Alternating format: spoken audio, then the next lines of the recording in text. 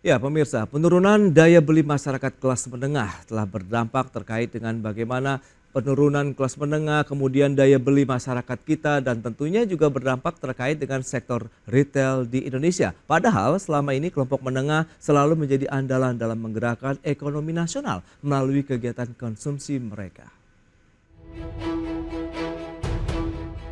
Badan Pusat Statistik mencatat jumlah kelompok menengah di Indonesia cenderung turun dalam beberapa tahun terakhir, di mana pada tahun 2021 jumlah kelas menengah mencapai 53,83 juta orang. Namun angka ini menurun menjadi 49,51 juta pada tahun 2022. Kemudian turun lagi menjadi 48,27 juta pada tahun 2023 dan menjadi 47,85 juta pada tahun 2024. Padahal selama ini masyarakat kelas menengah selalu menjadi andalan dalam menggerakkan ekonomi nasional melalui kegiatan konsumsi. Adapun kriteria kelompok menengah adalah memiliki pengeluaran dengan rentang 3,5 hingga 17 kali garis kemiskinan atau sekitar Rp2.040.262 hingga Rp9.909.844 per kapita per bulan. Namun di tengah tekanan ekonomi yang berasal dari global maupun domestik seperti saat ini, kelompok ini justru rentan turun kelas. Hal ini tercermin dari rentang pengeluaran yang cenderung mendekati kelompok di bawahnya, yaitu menuju kelas menengah. Bahkan berpotensi bisa turun lebih dalam lagi, yaitu kelompok rentan miskin.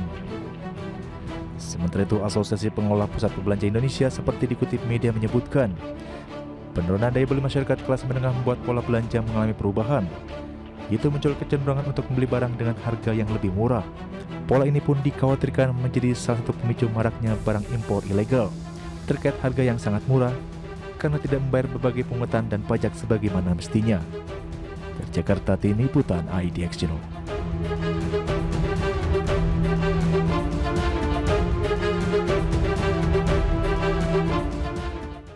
Ya, pemirsa, untuk membahas tema kita kali ini, industri retail yang tertekan dengan penurunan kelas menengah di Indonesia. Kita sudah tersambung melalui Zoom bersama dengan Bapak Alfonsus Wijaya, Ketua Umum Asosiasi Pengelola Pusat Belanja Indonesia APPBI. Selamat pagi Pak Alfonsus. Pagi, Mas Pras. Apa kabar? Kabar baik Pak, Sehat-sehat. salam sehat juga. Terima kasih atas waktu yang Masih. disempatkan. Dan sudah bergabung juga Ibu Esther Sri Astuti, Direktur Eksekutif Indef. Selamat pagi, Bu Esther. Ya, halo? Sepertinya masih di mute kah? Baik, langsung saja kita ke Pak Alfonsus Wijaya, Ketua Umum APPBI. Ini terkait dengan update Pak Alfonsus. Seperti apa sih kondisi dari pusat perbelanjaan saat ini begitu? Silakan. Ya, terima kasih, Mas Pras. Ya, kalau kita bicara kelas menengah gitu ya, masyarakat kelas menengah, konsumen, ya tentunya ini terkait dengan konsumen bagi pusat perbelanjaan begitu. Mungkin saya kasih data-data ke data-data pusat perbelanjaan, komposisi pusat perbelanjaan di Indonesia. Oke. Jadi kelas atas itu sebetulnya hanya sekitar 5% jumlahnya dari total seluruh pusat perbelanjaan yang ada di Indonesia. Kelas menengah itu ada sekitar 30 sampai dengan 35%. Kelas bawah itu ada di sekitar 60% lah begitu. Oke. Jadi sebetulnya pusat perbelanjaan Indonesia itu didominasi oleh kelas menengah bawah 95% ya, karena Ya. kelas atasnya itu hanya 5% begitu. Jadi jika sesuatu terjadi di kelas menengah ataupun menengah bawah ini, maka tentunya akan berdampak cukup signifikan begitu ya terhadap industri usaha pusat perbelanjaan di Indonesia. Karena tadi jumlahnya itu didominasi 90% oleh kelas menengah bawah begitu. Jadi itu yang situasi kondisi yang ada di industri usaha pusat perbelanjaan di Indonesia begitu. Nah, kalau kita bicara kondisi usaha di tahun 2024, jadi sebetulnya pada saat kami menyusun bisnis plan pada akhir 2023 menyusun rencana usaha di 2024, Oke. sebetulnya kami cukup optimis begitu ya dengan 2024. Karena setelah kita berhasil melalui COVID begitu, masa-masa sulit COVID, Ya, ya. sebetulnya di 2022 pertengahan itu kan sudah ada mulai pemulihan gitu ya. 2023 saya kira cukup baik pemulihannya. Ya. Kalau kita bicara indikator di pusat perbelanjaan itu satu adalah tingkat kunjungan begitu, tingkat kunjungan saya kira udah pada 2023 itu sudah lebih dari 100% ya dibandingkan dengan sebelum COVID begitu. Kemudian indikator berikutnya adalah tingkat okupansi pusat perbelanjaan. pada saat 2023 itu sudah rata-rata nasional sudah hampir mencapai 80%. Cukup menggembirakan pada saat itu karena pada saat COVID itu hanya sekitar 70% ya. Jadi sebelum COVID itu rata-rata 90%. Jadi sudah ada peningkatan 10% ya. Jadi waktu itu kami optimis harusnya 2024 ini bisa kembali mencapai 90% begitu ya. Tetapi Oke, ternyata kondisinya memang ya tadi salah satunya daya beli yang memang dilihat di awal tahun sudah mulai terasa sebetulnya begitu. Tetapi kan di ya, ya. Q1 dan Q2 ataupun di semester 1 2024 ini banyak tertolong begitu ya. Ada tertolong dengan Imlek, kemudian tertolong dengan Pilpres begitu ya, pilkada pemilihan umum, kemudian juga ada Ramadan dan Idul Fitri. Jadi daya beli yang menurun sebetulnya sudah terjadi tapi tidak terlalu terasa karena ada banyak momen-momen yang tadi itu cukup bagus begitu bagi industri pusat perbelanjaan begitu. Baik, baik, Pak Namun Alfonsus. demikian kami tetap merevisi target tersebut dari tingkat okupansi 90%. Jadi kami merevisi hanya sekitar 80 sampai dengan 85% saja di tahun 2024 ini. Salah satunya adalah memang tadi daya beli masyarakat kelas menengah begitu ya yang menurun. Baik. Secara tingkat kunjungan sebetulnya tidak kami revisi karena tingkat kunjungannya tetap bagus begitu. Tetapi Oke. yang belanjanya, pola belanjanya berubah. Jadi datang ke pusat perbelanjaan, tetapi dengan spending pengeluaran belanjanya yang memang berkurang begitu. Jadi Baik. tingkat kunjungannya tidak relatif tidak ada pengaruh begitu. Menarik Jadi Pak saya kira Alfonsus. ya itu yang Langsung. terjadi kurang Ya, lebih ya. gitu Mas Pras. Ya, Ya. ya, kita langsung saja kolaborasikan langsung nih ke Indef. Bu Esther, Anda melihat tadi sudah disampaikan data-data dari pasca COVID harapannya cukup tinggi, pemulihan ekonomi begitu sudah smooth begitu ya, berjalan cukup positif. Tadi justru di tahun 2024 ini ada sedikit perlambatan dalam artian tadi daya beli yang disoroti begitu dari Pak Alfonso sehingga okupansinya pun turun lagi begitu setelah naik pasca pandemi COVID-19. Lantas apa yang bisa Indef dilihat kacamata helikopter view-nya lah seperti apa sih kondisinya realnya saat ini? Silakan. Ya, terima kasih Mas Pras dan Pak Alfons. Selamat pagi semua. Jadi kalau saya cermati dari eh, yang tadi disampaikan oleh Pak Alfons Ya. bahwa daya beli itu melemah, iya memang benar. Hmm.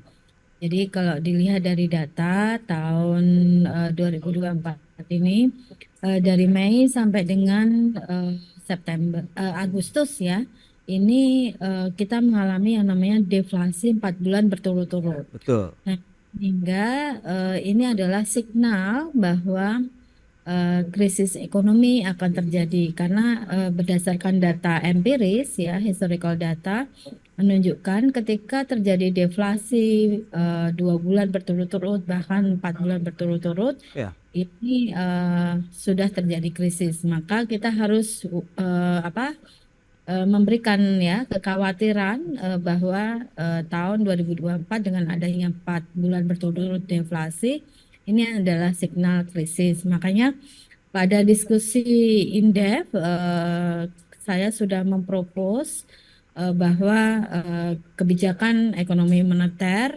dan fiskal ini tidak bisa ketat lagi gitu ya, tetapi harus dari sisi moneter itu harus menurunkan tingkat suku bunga dan instrumen-instrumen kebijakan moneter juga harus relatif longgar gitu ya.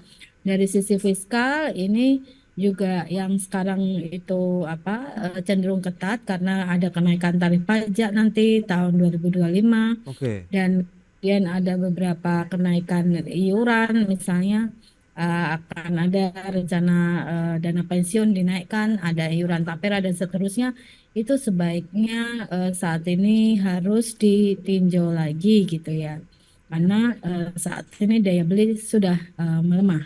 Baik, Demikian Mas. Bu Esther, tapi kalau Anda melihat penurunan daya beli ataupun deflasi yang terjadi dalam beberapa bulan terakhir ini dikarenakan harga kebutuhan pokok ataupun lainnya pun tidak mengalami kenaikan kah? Atau memang ya daya beli masyarakatnya yang benar-benar sudah tadi ada perubahan pola juga dari konsumsi masyarakat seperti disampaikan Pak Alfonsus? Ya. Jadi kalau dilihat daya Hmm. beli ini melemah karena apa? Hmm. Karena pertama adalah ada kenaikan upah yang tidak seimbang dengan kenaikan harga gitu ya. Oke. Kan inflasi ini lebih cepat daripada kenaikan upah. Hmm. Nah, akibatnya apa? Income real itu turun ya. Nah, dengan adanya income real turun ditandai dengan konsumsi yang menurun ya, baik dari sisi kebutuhan pokok Oke. maupun dari misalnya penjualan kendaraan bermotor itu juga menurun. Nah, sehingga ini adalah signal ya bahwa kita mengalami yang namanya purchasing power parity-nya itu turun gitu, Mas Pras. Baik.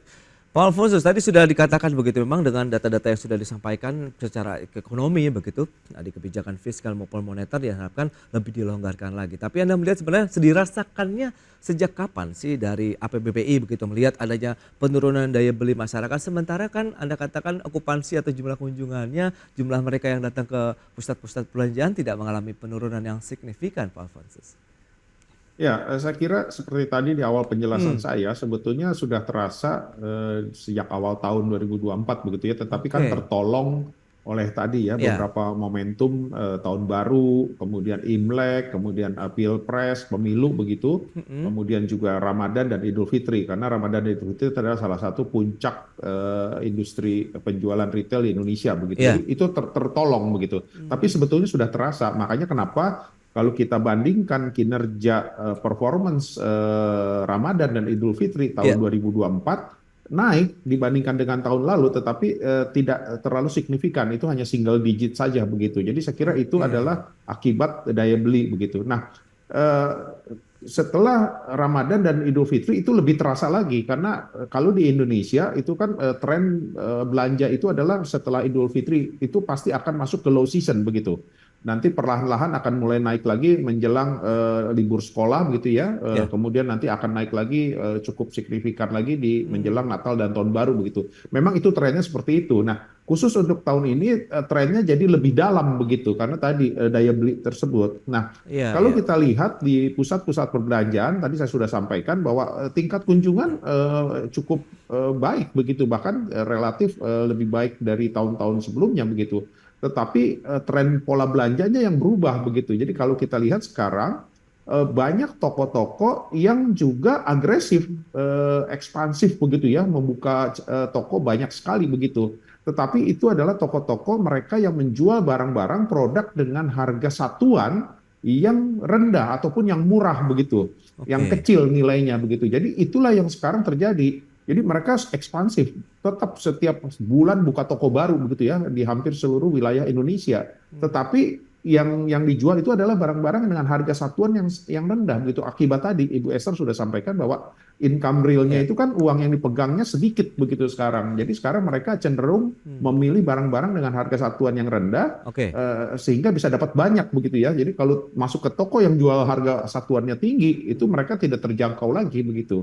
Nah, itulah makanya pernah saya sampaikan juga bahwa salah satu kenapa impor ilegal juga marak, semakin marak, karena tadi masyarakat kelas menengah, khususnya menengah-menengah bawah ini, terpaksa begitu ya, bukannya suka dengan barang impor ilegal, bukan, terpaksa membeli barang-barang tersebut Oke. karena nilainya murah gitu, akibat tidak bayar pajak, tidak bayar biaya masuk dan sebagainya gitu.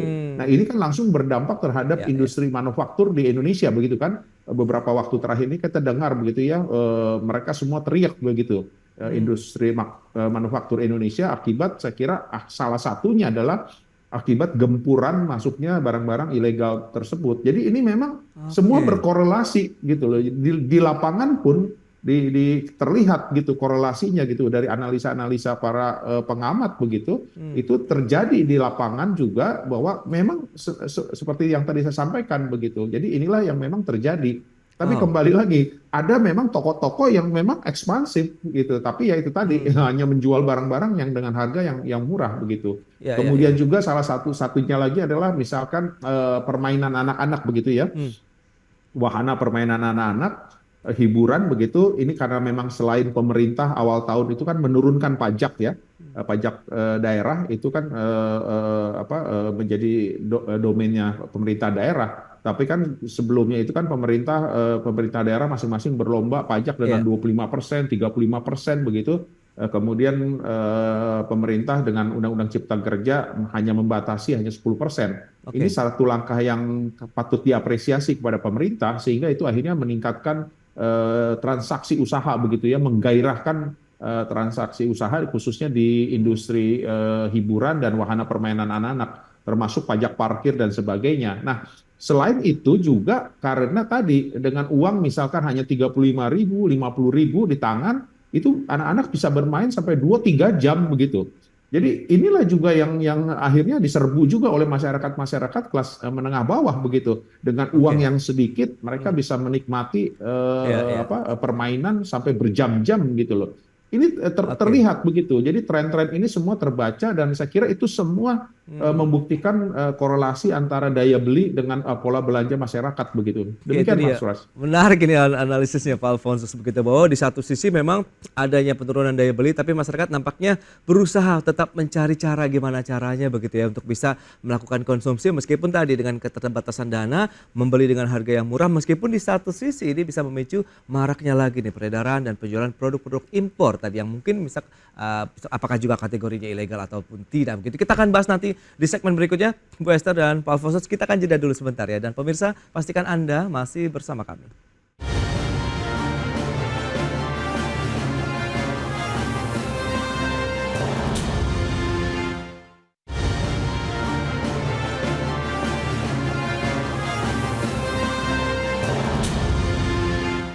Ya, terima kasih Anda masih bergabung bersama kami dalam Market TV dan kita akan lanjut kembali perbincangan bersama dengan PPBI dan juga Indef nih. Bu Esther, tadi beberapa data kondisi real begitu pengamatan yang cukup komprehensif sudah disampaikan Pak Alfonsus begitu terkait dengan pergeseran begitu nampaknya dari pola konsumsi masyarakat begitu yang biasanya mereka berbelanja datang ke pusat-pusat perbelanjaan, mereka sekarang mencari harga yang paling murah, kemudian ada satu bidang usaha begitulah, sup lah kalau bisa dikatakan begitu di salah satu mall ataupun pusat perbelanjaan yang justru diserbu karena tadi diuntungkan dengan adanya penurunan pajak daerah misalnya seperti permainan anak. Nah, apa yang bisa Indef lihat terkait dengan fenomena ini? Silakan. Intinya adalah masyarakat tetap melakukan konsumsi, Hmm. tetapi ada penyesuaian gitu ya. Hmm. Penyesuaian ini ya terkait dengan berapa besar sih uang yang ada di kantong mereka gitu. Oke. Sehingga ini untuk menjaga bahwa mereka tetap happy gitu kan. Hmm. Yang harus digarisbawahi adalah kita itu harus melihat lagi ya Mas, beberapa kebijakan pemerintah ya. Jadi jangan sampai kebijakan pemerintah ini ya terus ketat gitu ya. Hmm. Tapi harus lebih longgar lagi gitu agar mereka bisa lebih bernafas. Kalau tidak nanti jumlah kelas menengah turun. Nah, kalau Hmm. jumlah kelas menengah turun ini bahaya gitu ya. Seberapa bahaya begitu lampu kuning seperti apa begitu yang terjadi kalau penurunan kelas menengah ini berdampak terhadap roda ekonomi nasional, Bu Esther?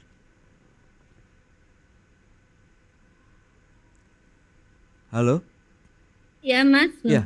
Bagaimana Anda melihat dengan kondisi seperti saat ini begitu penurunan daya beli akhirnya berdampak terhadap roda perekonomian secara keseluruhan Indonesia selain yang dirasakan oleh APBPI tadi? Kalau menurut saya dengan adanya kelas menengah ini turun, nanti berarti kan sebagian grup masyarakat tersebut itu Hmm. akan jatuh miskin. Nah, ketika angka kemiskinan itu turun, maka ini yang bahaya untuk perekonomian Indonesia. Demikian, Mas. Baik, nah Pak Alfonsus lantas strategi apa yang mungkin sudah disiapkan kalau memang tadi ada pergeseran dari pola konsumsi masyarakat meskipun mereka tetap datang begitu ya ke pusat-pusat perbelanjaan tapi dari sisi volume nilai konsumsi yang mereka biasa belanjakan turun. Iya, saya kira eh, penyelesaian ini tidak bisa dilakukan sendiri oleh para pelaku usaha ini karena terkait dengan daya beli masyarakat gitu ya, daya beli konsumen. Jadi saya kira Oke. ini jelas harus pemerintah ikut campur tangan karena para pelaku usaha saya kira akan sangat sulit ataupun mungkin tidak mampu untuk menjangkau mengatasi masalah daya beli begitu ya Mhm. kalau dilakukan oleh sendiri oleh pelaku usaha. Tetapi namun demikian ya kami sebagai pelaku usaha tentunya juga tidak bisa tinggal diam begitu saja begitu menghadapi situasi ini. Jadi apa yang bisa dilakukan saat ini adalah pertama para retail itu membuat barang-barang ataupun produk dalam kemasan yang lebih kecil begitu ya dengan target harga menjadi lebih lebih lebih kecil gitu, harga satuan menjadi lebih rendah begitu. Jadi saya kira itulah. Jadi mereka mencari strategi-strategi bagaimana menjual produk-produknya dalam kemasan yang jauh lebih kecil supaya harganya bisa terjangkau. Kemudian juga dari sisi pusat perbelanjaannya sendiri banyak melakukan kegiatan-kegiatan promosi begitu, yang salah satunya adalah tentunya dengan diskon-diskon begitu ya. Jadi Oke. misalkan Jakarta Great Sale, Indonesia Shopping Great Sale dan sebagainya begitu, itu adalah maksudnya untuk memberikan diskon-diskon supaya bisa membantu masyarakat khususnya yang kelas menengah bawah ini yang pada saat ini daya belinya sedang menurun bisa terjangkau gitu membeli dengan karena berbagai macam diskon-diskon begitu ya. Jadi saya kira itu Iya, sementara yang iya. bisa dilakukan begitu. Tapi kan ini tidak bisa terus-terusan juga kasih diskon begitu kan ini jadi masalah Yes, begitu kalau kasih betul. diskon terus. Jadi saya kira pada akhirnya memang harus dari sisi pemerintah begitu yang harus bisa cepat mengatasi masalah ini. Nah, saya kira memang kondisi saat ini kan bukan karena akibat dalam negeri saja. Saya kira faktor global juga saya kira berpengaruh sangat besar begitu. Tetapi kita tahu pasti begitu bahwa perekonomian Indonesia itu kan didukung mayoritas sangat besar ditopang oleh perdagangan dalam negeri, konsumsi masyarakat begitu. Jadi saya kira ini yang harus kita lakukan terus, bagaimana kita melepas ketergantungan dari global dengan Oke. cara terus mendorong perdagangan dalam negeri. Saya kira kita masih ingat persis pada saat COVID begitu ya, begitu hebatnya. Indonesia pertumbuhannya relatif saya kira jauh lebih baik begitu perekonominya dibandingkan negara-negara tetangga karena apa? Karena perdagangan dalam negeri begitu. Itulah yang saya kira yang harus didorong saat ini bagaimana kita terus mendorong perdagangan dalam negeri supaya tidak terlalu tergantung dengan global begitu Iya. sehingga pertumbuhan di dalam perekonomian secara keseluruhan masih tetap terjaga dan saya kira itu sudah terbukti begitu pada saat COVID begitu ya. Nah, jadi saya kira kondisi satu lagi adalah tentunya tadi Ibu Esther juga sudah sampaikan pemerintah diharapkan tidak membuat regulasi-regulasi, kebijakan-kebijakan yang berpotensi untuk semakin menurunkan daya beli masyarakat begitu. Seperti tapera begitu kan Oke, PPN oke. dan apa ada sekarang ada isu lagi iuran pengelolaan lingkungan apartemen, rumah Hmm. susun akan dikenakan pajak juga dan sebagainya. Ini semua saya kira akan membebankan Hmm. masyarakat kelas menengah bawah begitu. Jadi saya Itu kira itu dia. yang harus dihindari begitu. Bu Demikian Esther, Mas Pras. lantas apa yang mungkin strategi mitigasi yang juga perlu dilakukan oleh pemerintah? Mengingat juga ini adalah di masa transisi, berarti kan nanti pemerintahan berikutnya pun banyak PR juga yang harus segera dituntaskan. Kita tahu BPS sudah menyampaikan jumlah masyarakat kelas menengah Indonesia dalam beberapa tahun terakhir pun cenderung turun. Terakhir di 2024 ini ada 47,85 juta orang, dari sebelumnya 48,27 juta orang. Nah, Anda melihat seperti apa? Kalau misalnya dari sisi moneter, Bank Indonesia sudah menurunkan suku bunga acuan. Tapi kalau dari fiskal, nah ini apa yang perlu kita kreasikan lagi? Mengingat tadi ada beberapa penerapan pajak baru yang Pak Alfonso sampaikan. Silakan.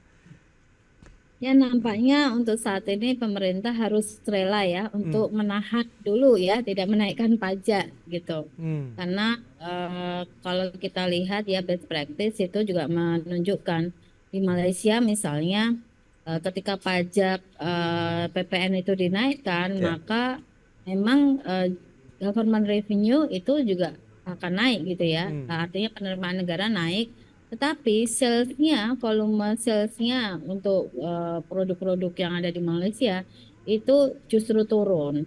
Nah, Oke. ketika PPN itu diturunkan ya, diturunkan kembali, maka government revenue tidak serta-merta turun ya, Hmm. tetapi volume salesnya itu naik dan ini malah justru akan meningkatkan ya government revenue.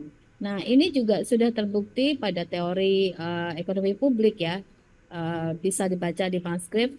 Jadi lever curve. Jadi yang namanya pertumbuhan ekonomi itu tidak terjadi dengan tidak terjadi dengan seiring dengan peningkatan pajak. Nah, Oke. peningkatan yang betul itu adalah ekonomi tumbuh dulu, baru penerimaan negara dari sisi pajak itu akan meningkat. Bukan dibalik gitu, Mas Pras. Oke.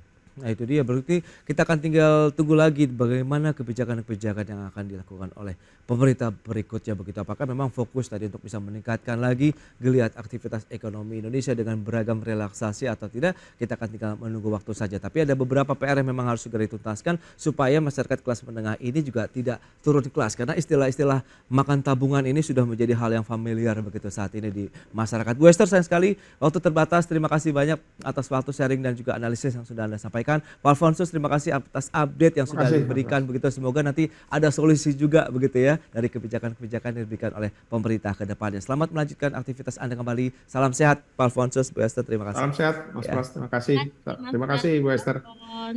Baik pemirsa, 1 jam sudah saya menemani Anda dalam Market Review. Perbaharui terus informasi Anda hanya di IDX Channel, your trustworthy and comprehensive investment reference.